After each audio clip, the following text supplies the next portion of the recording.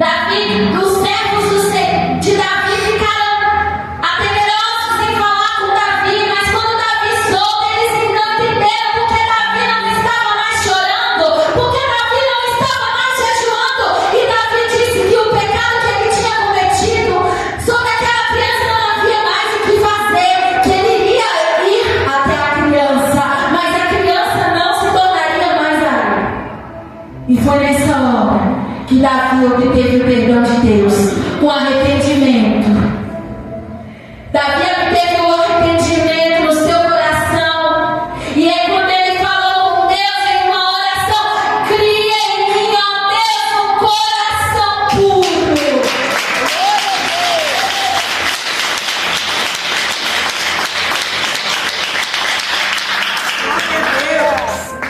O que é ter um coração puro diante dos dias de hoje que nós estamos vivendo? O coração puro é aquele coração que sabe perdoar. O coração puro é o coração que não vai olhar com os olhos para aquela pessoa que pertence a outra pessoa.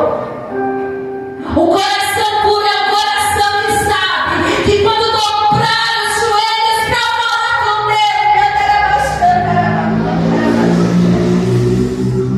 Deus estará lá para te ouvir e te responder. E o que Davi falou mais adiante: renova em mim um espírito reto, um espírito inabalável. Ei!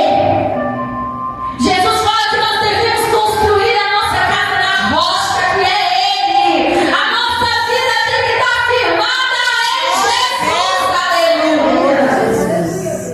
Se você está com a sua vida firmada em oração, em jejum, vigilância, crendo que o Senhor irá fazer coisas grandes para ti, pode vir o que for, você não vai sair. Mas nós vamos ver mais pra frente que Davi falou assim: renova em mim o espírito inabalável, né? Não retenha de mim o teu Espírito Santo. Porque, igreja,